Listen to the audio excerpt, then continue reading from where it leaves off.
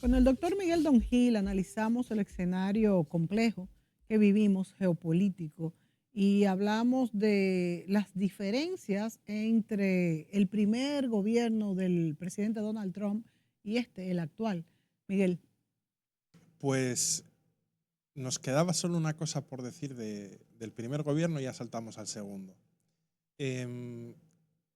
Ya impuso aranceles, que es otro tema que vemos continuidad, lo que pasa de forma más tenue, a productos a China, Canadá, México y la Unión Europea.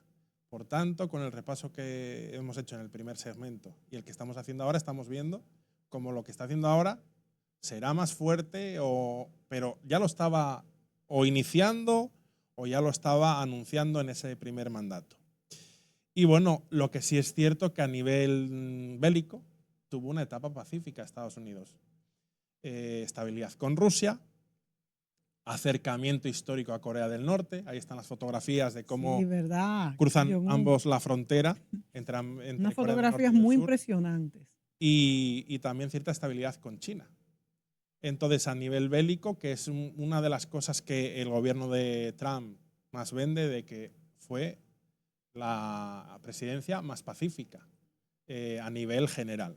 Por eso dice ahora, en el viaje lo dijo de nuevo, que él ha venido a detener los conflictos, no a crearlos. Él es, ya lo dije en otro episodio contigo, él es un negociante, él es un comerciante y a él le gusta y él sabe actuar muy bien con los medios de comunicación, sabe lo que dice porque lo dice. Fue como cuando dijo, voy a suprimir TikTok.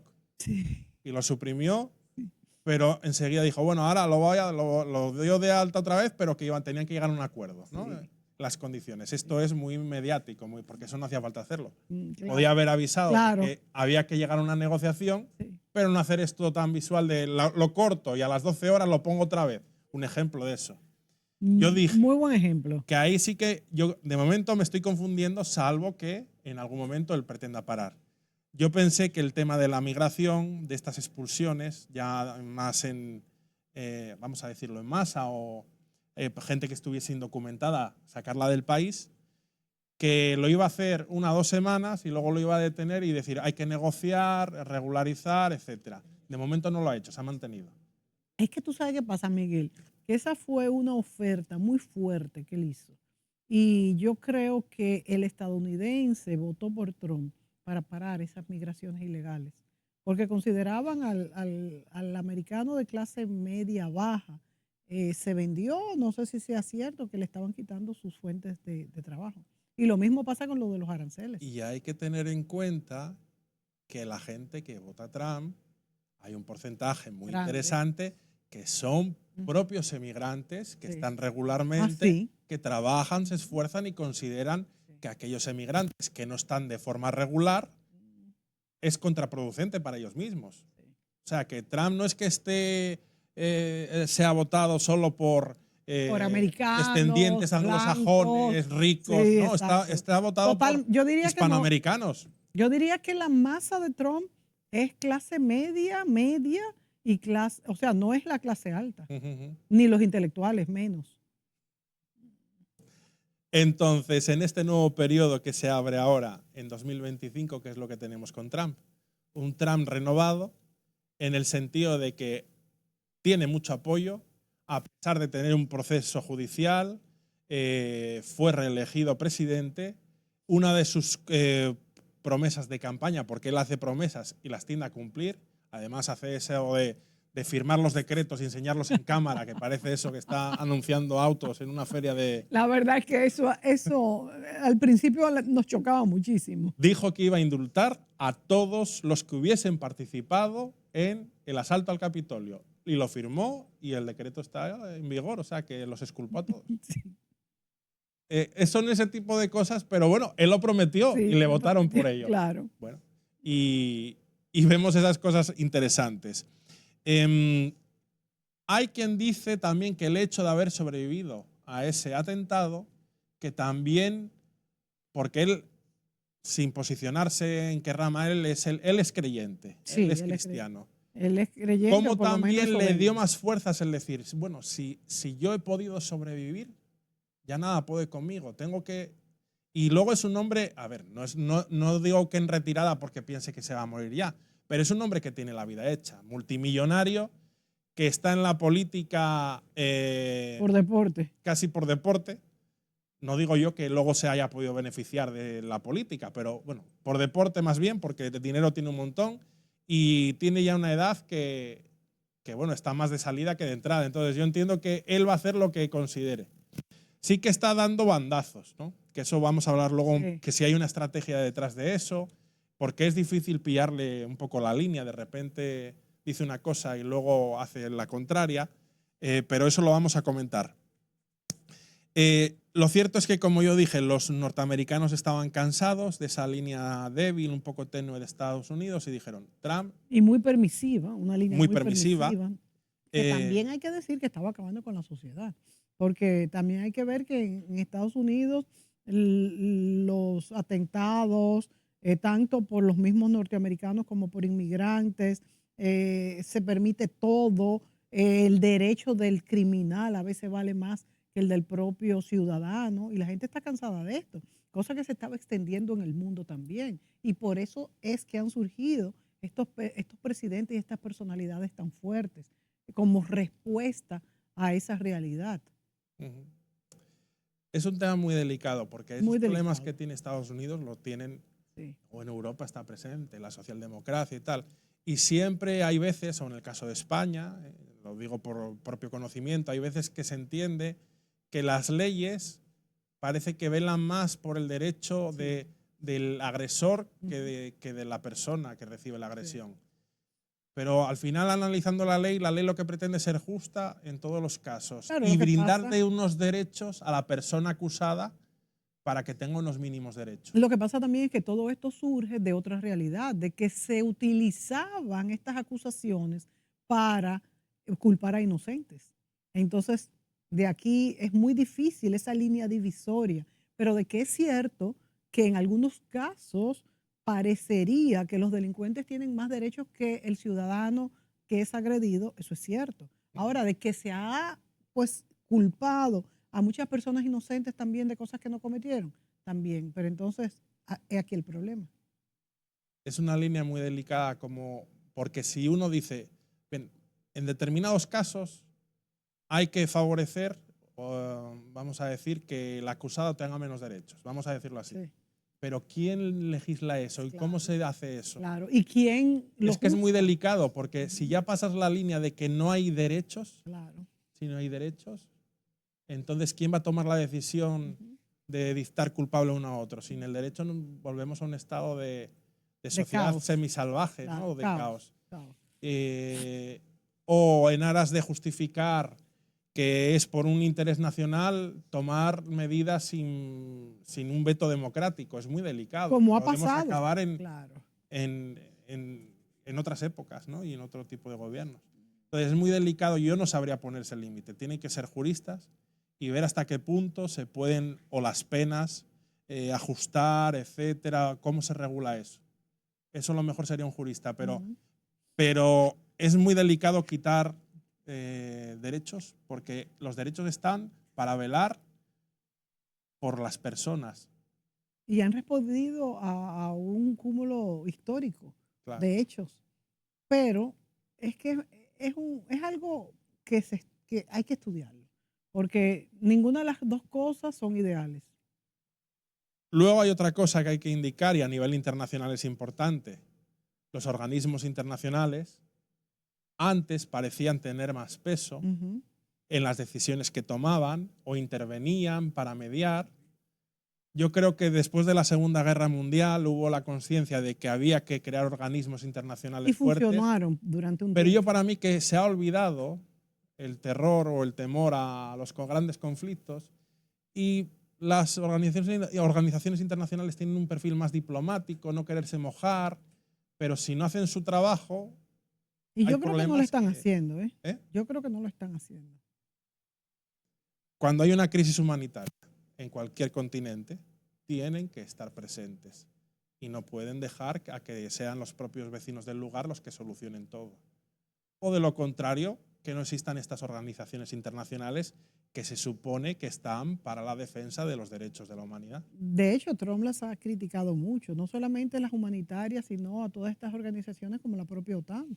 Tanto en el primer periodo lo dijo y que no estaba funcionando y que Estados Unidos no podía seguir siendo la policía del mundo, cuando Europa no estaba aportando nada. Y después de esto, ahí en el problema, fíjate que como reacción de que Trump apoyara a Putin en la guerra de Ucrania, en este tirijala, porque es un tirijala de que apoyo o no apoyo, Europa reaccionó y dijo que iba a invertir muchísimos millones de dólares, de euros, que no se supo de dónde lo iban a sacar. Vamos nunca. a ver, es que yo lo dije en otro episodio, pero estamos locos. Vamos a analizar.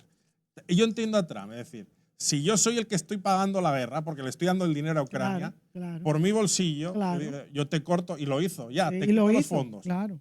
Eso lo entiendo, vale. Entonces Europa dice, no, porque hay que mantener la guerra por defender a Ucrania, ahí vamos a luchar y vamos a crear. Primero, no hay dinero, te lo va a dar Estados Unidos, no te lo va a dar Estados Unidos.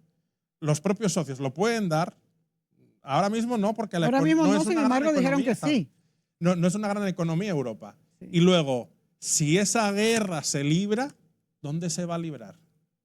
En Europa. Y va a ser una tercera guerra mundial en suelo europeo. ¿Queremos la destrucción en suelo europeo? Imposible. Yo lo veo complicado. Entonces, Claro. no voy a entrar, no estamos diciendo aquí que Rusia sea una santa. No, claro aquí que no. hay muchos conflictos internacionales, pero que sí que hay que abogar por una, vamos a decir, solución pactada, yo diría, al tema de Ucrania y Rusia. Sí, es obligatorio. Es verdad que aquel episodio donde Trump se enfrentó a Zelensky, humillándolo, porque lo humilló, fue muy triste y vergonzoso. A mí me dio vergüenza ajena. Pero, en la Casa Blanca. Sí. Iban a dar una rueda de prensa hablando sobre el tema de la guerra. Hay que decir que Zelensky empezó, porque Zelensky era, no, yo no estoy de acuerdo. Y el otro, muy estilo norteamericano, dice, tú has perdido y tú no puedes mandar. Yo estoy aquí y estás en mi casa y entonces yo te digo a ti. Pero la verdad es que eso nunca se había visto antes. No. Pero fue así. Pero estamos con Trump y estamos que Trump habla como habla el norteamericano Sí. medio. El americano no tiene rodeos. Va a las francas y es muy pragmático. Entonces realmente Zelensky no puede mandar porque en realidad él está perdiendo. Y si la guerra la está desarrollando porque la apoyan internacionalmente y Estados Unidos le está dando dinero, Claro. Esa es la realidad, ¿eh? te tienes que callar porque no queda otra. Wow. Esas son las leyes del poder. Y lo iba a dejar más para el final, pero lo voy a lanzar ahora porque podemos debatir sobre ello. Parece que Trump dice ahora una cosa, luego hace otra, y uno pierde como el norte. Y hay gente que ha estudiado sobre esto y parece que hay una especie de ley secreta como una estrategia de Trump, que yo cuando la leí me pareció interesante y es para analizar. ¿Qué se llama esta estrategia secreta de Trump y en este nuevo gobierno? Se llama la teoría del loco. Wow. ¿Qué significa esto de la teoría del loco? Que es muy interesante. La teoría del loco, ¿cómo se aplica? Es alguien que tiene poder, que es consciente de que tiene poder y en sus manifestaciones públicas no se pone ningún límite, porque él sabe que puede decir lo que quiera porque es el más fuerte del lugar. ¿Esto qué hace? Que sus aliados, ante el temor de esos cambios de humor, intenten estar primero aplacaditos y cerca de él, y esto también genera confusión en sus enemigos. Y en este divide y vencerás, vamos a decirlo así, todo el mundo está como descolocado. Entonces, pero claro, él lo puede hacer porque él es la primera potencia y tiene el poder, y entonces por eso la teoría del loco. No me la he inventado yo. O sea que lo has leído. Sí. Como teoría del loco. Sí. Pero mira, me parece que de hecho conozco varias personas que actúan así y les sale muy bien. O sea que es un comportamiento, Que ojo, no es que esté loco, no, no, es que para se hace nada. loco. No, no, no, para nada. No está para nada loco. Es Pero claro, abuso de poder simplemente. sí, si tú tratas a una persona que sabes que no tiene ningún tipo de control a la hora de hablar y que va a tomar cualquier determinación, te mides un poco porque dices tú, no sé cuándo va a explotar. Es como una olla a presión. Ujú, ¿Cuándo va a explotar la olla a presión? sí. Y esto es lo que estaría aplicando en este mandato, al menos hasta el momento. Lo veo así, lo veo así. Y fíjate que los otros líderes internacionales reaccionan con miedo, excepto Putin, que no le tiene miedo a nadie. Y Zelensky tampoco, pero le salió mal. Porque lo que pasa es que el poder de Putin es grande, Sí. el poder Zelensky es poco. Aunque Rusia no tenga ese PIB, eso, tiene armas, no como Estados Unidos, pero las tiene. Pero es una gran potencia. De hecho, fue la rival de Estados Unidos durante muchos años.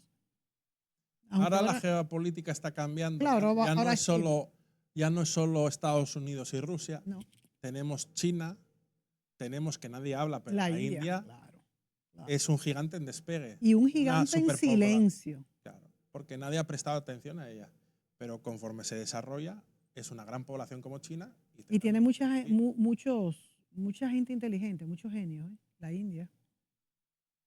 Estados Unidos está luchando con esta política de fuertes aranceles, que es lo que ha ampliado en este segundo mandato. Por ejemplo, aranceles de más del 145% a China, aranceles del 25% a México, justificando pues, en el tráfico ilegal de personas y drogas. Eh, un arancel universal a las importaciones del 10%. Que nos ha tocado a nosotros. Y otros aranceles que ha ido aprobando en estos últimos días. Estos aranceles, cualquier tipo de arancel para el libre comercio y el libre mercado es negativo, sí. Pero desde un punto de vista nacionalista Es posible. puede ayudar a mejorar los ingresos de ese país y no solo eso, sino a entorpecer el negocio. A largo plazo siempre es positivo porque fomenta el desarrollo de la industria nacional. Sin embargo, mientras tanto, cuando no hay esta sustitución de importaciones, va a pagar el ciudadano norteamericano más caro todos los productos. De hecho, el PIB estadounidense creció en estos primeros meses porque todos los importadores se agolparon a comprar todo lo del año Ujú. y para no tener que pagar ese arancel porque se dio un tiempo. A ver, si hablamos en términos económicos, la globalización es positiva en el sentido de que si uno crea aquí una compañía y produce donde es más barato, a nivel económico esto Claro, siempre va a ser para todo el positivo. mundo va a ser positivo. Pero esto, digamos, que diluyó por completo las fronteras nacionales y hasta la soberanía nacional, porque Sí, desde el momento en que todo está deslocalizado, una compañía puede ser norteamericana y estar produciendo en África o traerle los mecanismos de China y montarlos en Estados Unidos. Todo esto hace que las fronteras nacionales desaparecieron. Y no lo hemos sabido gobernar, porque aunque en teoría es muy fácil y muy bonito, muy comunicados por las redes sociales, por internet, luego producimos donde queremos, donde sale más barato. Esto en teoría es positivo, sí, pero hay que saber, vamos a decir, gestionarlo, gobernarlo. Y a la vista está que los estados nacionales no lo han logrado y los organismos internacionales no saben hacerlo. Entonces, quizás hay una tendencia que marca Trump de volver un poco a los estados-nación de las fronteras, de los aranceles, que parece anacrónico, y lo es, porque si hemos avanzado tanto en esta línea, ¿cómo vamos a ir para atrás?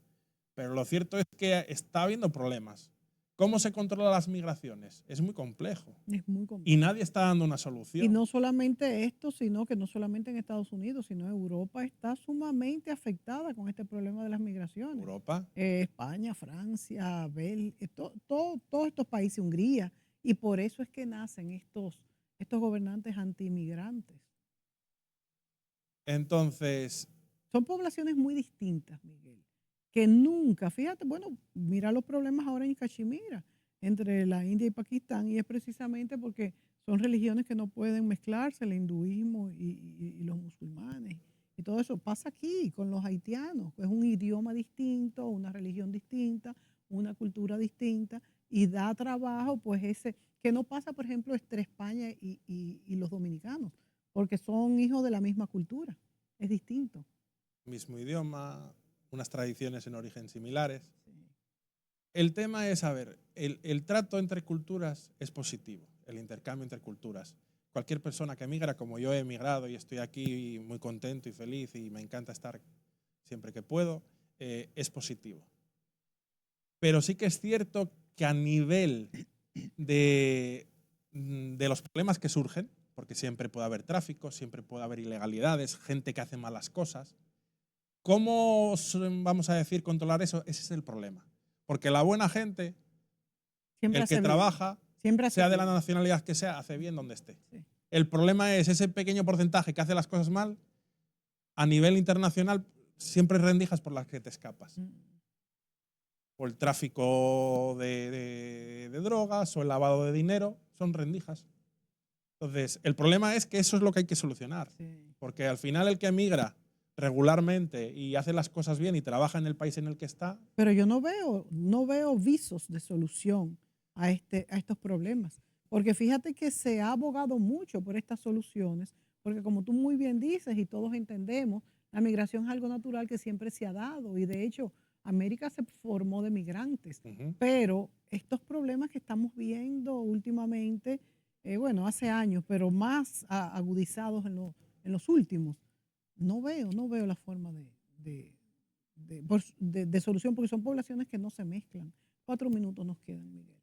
Bueno, pues en estos 4 minutos, haciendo balance, podemos afirmar que el gobierno de Trump, de este segundo mandato, que solo lleva 3 meses, desde enero del 4, desde enero del 25, para mí es una continuación del guión del primer mandato, pero ahora ratificado porque más votantes le dan la razón y le dicen, tu programa es el que necesita América para hacerla, como estabas comentando antes, Mónica, hacer a América grande otra vez. Y si se dice eso y se repite es porque consideran que ya América no es la primera. Y entonces, mientras Trump, con sus políticas polémicas, aranceles, control migratorio, expulsiones, dé buenos resultados para América, yo creo que los votantes le votarán otra vez. Entonces, esto tenemos que tenerlo en cuenta. Claro. Él está pensando en los norteamericanos, no está pensando ni en España, ni está pensando en Hungría, ni está pensando en República Dominicana. Él está pensando para su país. Yo estoy de acuerdo. Y lo que no sabemos es cómo va a reaccionar todo este tinglado económico, que aunque para él es bueno, pues que los norteamericanos consigan mejores empleos con menos migración, de que es bueno que puedan exportar más e importar menos y todo esto, pero yo no estoy muy convencida de que una moneda de refugio como es el dólar pueda bajar de valor y siga siendo moneda de refugio, como se ha dicho en algunas de las especulaciones que escuchamos de que por esto Trump hace todo esto para poder exportar más, importar menos y que la deuda norteamericana que ha llegado al límite tenga intereses más bajos y que esto convenga. De hecho, el petróleo había estado bajando mucho, ahora subió un poco esta semana por estos anuncios de Israel que pudieran tener un ataque hacia Irán, mientras Trump está tratando de negociar con ellos. O sea, fíjense que aquí hay no hay similitud entre Israel y Estados Unidos. También Trump ha anunciado que pudiera poner una cúpula de hierro como tiene antibalas, antimisiles, como tiene Israel. Ha anunciado esto, no sé qué tan certero será porque, qué tan cierto será, porque acuérdate que él dice una cosa y luego se retrae. Puede ser una simple como amenaza. Y esto es para pues, eh, contra el mismo Irán o contra quienes fueran. Y esto ha hecho, todas estas medidas hacen que los mercados económicos se mantengan en alza, en baja. De hecho, los futuros americanos ahora cayeron después que habían vuelto a subir De manera que yo no sé, y todo esto lo digo para concluir en que no sé si la economía se mantendrá fuerte o más débil. Si la economía de Estados Unidos empeora, yo creo que entonces Trump Sí. decidirá cambiar de opinión y tirar por otra línea. Mientras la política que está haciendo le dé buenos resultados, se mantendrá. Eso pienso yo, porque es que el pueblo, los pueblos, los ciudadanos, pensamos con el bolsillo, porque cuando no hay que comer, hay que cambiar. Y viste que Trump le aceptó a Qatar un avión presidencial. Ah, no, no lo sabía. Ay, sí, un 747. O sea que tendrán nuevo avión presidencial donado por Qatar, que también dice que va a hacer muchísimas inversiones en la Boeing.